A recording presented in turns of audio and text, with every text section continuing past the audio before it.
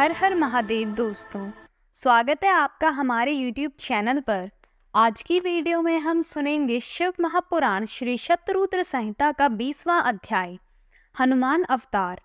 नंदिकेश्वर बोले, हे महामुनि, एक समय की बात है, भगवान शिव जो कि महान लीलाधारी हैं, भगवान श्री हरि विष्णु का मोहिनी रूप देखकर उन पर मोहित हो गए। कामदेव के बाणों से आहत होकर रामचंद्र जी के कार्यों को सिद्ध करने हेतु उन्होंने अपना वीर्यपात कर दिया। तब उस वीर्य को पते पर रखकर सप्तऋषियों ने देवी अंजनी के कान में पहुंचा दिया। समय आने पर देवी अंजनी गर्भवती हुई और उन्होंने महाबली और पराक्रम युक्त वानर रूपी शरीर वाले हनुमान को जन्म दिया। बाल्यकाल में हनुमान बड़े ही वीर व पराक्रमी थे। वे बहुत चंचल भी थे। बाल लीला में उन्होंने सूर्य को फल समझकर निगल लिया था और देवताओं की विनती पर उसे मुक्त किया। यह जानने के बाद कि हनुमान भगवान शिव के अंश से जन्मे हैं, सबने उन्हें अनेक वरदान व आशीर्वाद प्रदान किए। सूर्यदेव की कृपा से उन्हें सारी विद्याएं प्राप्त हुई। बालपन से ही हनुमान के हृदय में श्री राम का निवास था।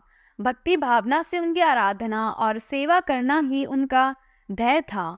उन्होंने श्री राम की सेवा हेतु अपना घर त्याग दिया। उनकी वानर राज सुग्रीव से भेंट ऋषिमुख पर्वत पर हुई, जिनकी पत्नी का हरण उसके भाई बाली ने किया था और उसे अपने राज्य से निकाल दिया था। हनुमान भी सुग्रीव के साथी बनकर उनके साथ रहने लगे। जब रामचंद्र जी वनवास काट रहे थे और दुष्ट रावण ने उनकी पत्नी देवी जानकी का अपहरण कर लिया था, उस समय उनकी भेंट हनुमान से हुई थी। हनुमान ने अपने आराध्य श्री राम को पहचान लिया और उनके चरणों में अपना स्वस्थ समर्पित कर दिया। हनुमान और सुग्रीव से मित्रता हो जाने के पश्चात श्री राम ने सुग्रीव के बड़े भाई बाली, जिनके उनका राज्य और पत्नी दोनों को छीन लिया था, उसका वध कर सुग्रीव का राज्याभिषेक करवाया।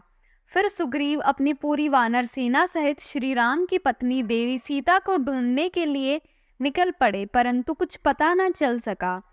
तब स्वयं हनुमान ने माता सीता की खोज शुरू की तथा समुद्र पार लंका जाकर उन्हें खोज निकाला और उनके आराध्य प्रभु राम का संदेश उन तक पहुंचाया। अपने स्वामी का समाचार पाकर देवी सीता बहुत प्रसन्न हुई। उनका सारा शोक पल भर में दूर हो गया। माता सीता को राम जी का संदेश देकर हनुमान ने राक्षसों को सबक सिखाना शुरू किया। उन्होंने सारी अशोक वाटिका को नष्ट कर दिया, सारे वृक्षों को उखाड़ कर फेंक दिया। जब रावण ने सैनिकों ने उन्हें देख लिया तो रावण के सामने जाने हेतु उन्होंने अपने को कैद करा दिया। बंधन में बांधकर उन्हें रावण के सामने ले जाया गया। तब राक्षस राज ने वानर रूपी हनुमान की पूंछ में आग लगाने का दंड दिया।